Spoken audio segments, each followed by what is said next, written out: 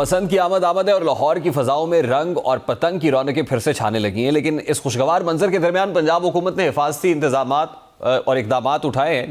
जैसा कि बसंत के मौके पर न सिर्फ दफ़ा 144 नाफिज कर दी गई है, बल्कि पतंगों पर मजहबी, सियासी या कौमी अलामात की तस्वीर की तशहीर पर भी पाबंदी आयद कर दी गई है। पंजाब हुकूमत की बकौल ये पाबंदियां इसलिए आयद की गई है ताकि मजहबी हसासियत और अमन आमा के तनाज़ात को कम किया जा सके। दूसरी जानब पंजाब हुकूमत ने थिएटर और स्टेज परफॉर्मेंसेज में इस्तेमाल होने वाले 132 पंजाबी गानों पर भी पाबंदी आयद कर दी है, जो गैर अखलाकी या जुबानी मवाद पर मबनी है। यह पाबंदी हर किस्म की स्टेज और थिएटर परफॉर्मेंसेज पर लागू होगी, ख्वाह वो निजी हों या कमर्शियल। अब इन पाबंदियों के पीछे मुमकिन तौर पर कई अवामिल हो सकते हैं, जो समाजी हमाहंगी, सकाफती हसासियत और अवामी तहफ़्फ़ुज़ के तनाजुर में समझना ज़रूरी है। पहली बड़ी वजह यह हो सकती है कि हुकूमत माशरती इक़दार और सकाफती हसासियत को मद्देनज़र रखते हुए ऐसे मवाद पर पाबंदी लगा रही है जो गैर अखलाकी, फ़ोहश और ज़ुबानी करार दिया गया है। थिएटर और स्टेज परफॉर्मेंसेस की वसी पहुंच और मकबूलियत की वजह से अगर कोई ऐसा मवाद पेश किया जाए जो माशरती और मजहबी हसासियत को ठेस पहुंचाए, तो यह अवाम में तनाज़ा या कशीदगी पैदा कर सकता है। इसीलिए हुकूमत यह दावा कर रही है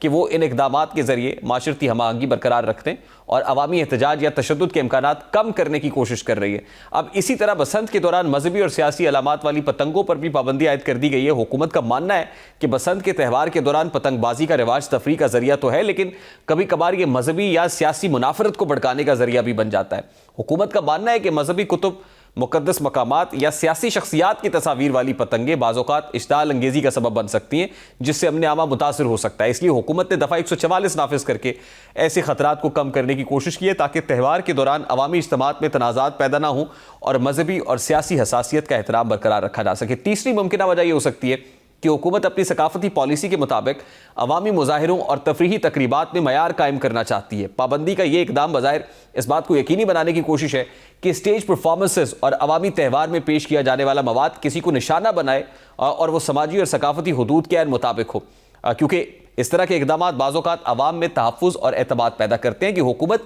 सकाफती हसासियत का एहतराम कर रही है। अब इस सारे तनाजुर के बरक्स देखा जाए तो पाबंदी के बावजूद शहरी बसंत के त्यौहार और थिएटर के प्रोग्राम्स जारी रख सकते हैं, बशर्ते कि वो बगैर मजहबी या सियासी अलामतों वाले और गैर अखलाकी मवाद से पाक हो। बहरहाल अब इन तमाम तर पाबंदियों के असरात वक्त के साथ ज़ाहिर होंगे और ये देखना ज़रूरी होगा कि आया इकदाम वाकई अमन के क़याम में इजाफा करते हैं या इसे सबूताज़ करते हैं।